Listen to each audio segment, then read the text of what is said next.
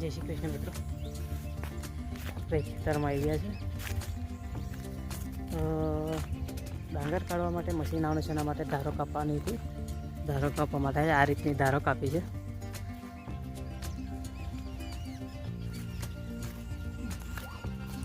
આવી પહેલાં ધારો કાપી નાખીએ તો પેલું મશીન આવે ત્યારે ધારોમાં ડાંગરનો બહુ બગાડ ના થાય, પડી ના જાય, બધી ડાંગર મશીનમાં આવી જાય. એટલા માટે આ રીતની ધારો કાપવામાં આવે છે.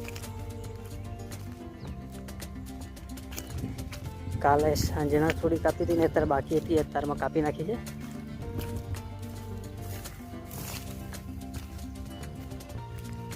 એમ મશીન આવે એટલે બહુ વચ્ચે ફરાફર ના કરવું પડે, એકી સાથે બધું નીકળી જાય. કારણ કે ધારોમાં રહી ગઈ હોય તો પછી ધારોની જે ડાંગર છે એમાં બગાડ થાય છે. એટલા માટે આ ધારો કાપી પડે આ રીતે. અને આગળ થોડીક વધારે કાપી છે, કેમ કે આ ઉપર લીમડું છે એ મશીનમાં અડી જાય, એટલે મશીન આ બાજુ નજીક આવી ના શકે, એટલા માટે અહીંયા વધારે કાપેલી છે. બીજું કંઈ ડાંગર આપણે કપાઈ જાય પછી અહીંયા તમાકુનું રોપવાની છે. તમાકુ રોપવાની છે તો અહીંયા સાચો વાવવાનું એ બધું થાય. તો આ આંબાનું ઝાડ છે આપણું ખૂણા ઉપર ખેતરના.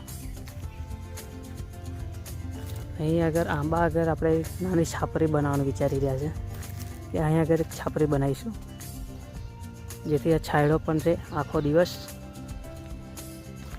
અને શાંતિથી ખેતર પણ સચવાય. આ ડાંગર કપી જશે એટલે આખા બધા ખેતરમાં તમાકુ રોપવાની છે. અમારા ખેતરમાં માતાજીનું મંદિર છે મિત્રો, નાનું એવું મંદિર છે. અહીંયા અમારા ખેતરમાં બીજું બાજુમાં ખેતર છે, પેલું આપણે જોયું હતું એને બાજુમાં જ એક ખેતર છે, ત્યાં આગળ આ મંદિર છે માતાજીનું. આ ડાંગર પણ અમારી જ છે. હજુ આ થોડી કાચી છે, આને હજુ દિવાળી પછી આ ડાંગર વડા છે. હજુ આ થઈ નથી, આમાં હજુ પાણી મૂકેલું છે. ગઈકાલે હજુ પાણી વાળ્યું છે આમાં. દિવાળી પછી આ થશે, દિવાળી પછી આને કાપવાનું છે.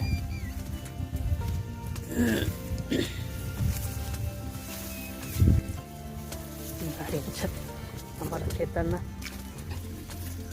ચાલવું પડે થોડું મુશ્કેલ છે, કેમ કે ધારી એવો છે એટલે પાણી વાળવા માટે. હજુ પાણી ભરેલું છે, કાલે જ વારેલું છે એટલા માટે. કેમ કે આ ડાંગર હવે દિવાળી પછી જ કાપવાની છે, હજુ થોડી કાચી છે.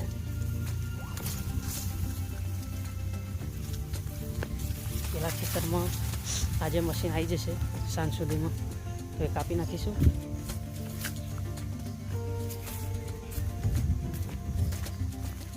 જો કેટલા સરસ મજાના ઝાડ છે. આ લીમડો છે, મોટો ઝાડનો એક ખેતરના શેડે. આ બધા ઝાડ છે અમારા છે. ચલો મિત્રો, હવે મળીએ આગળના વ્લોગમાં, આગળની વિડીયોમાં. ત્યાં સુધી જય શ્રી કૃષ્ણ, જય માતાજી, આવજો, બાય બાય. ચેનલ સબસ્ક્રાઈબ કરવાનું ભૂલતા નહીં પાછા, સબસ્ક્રાઈબ કરી દેજો. જય માતાજી.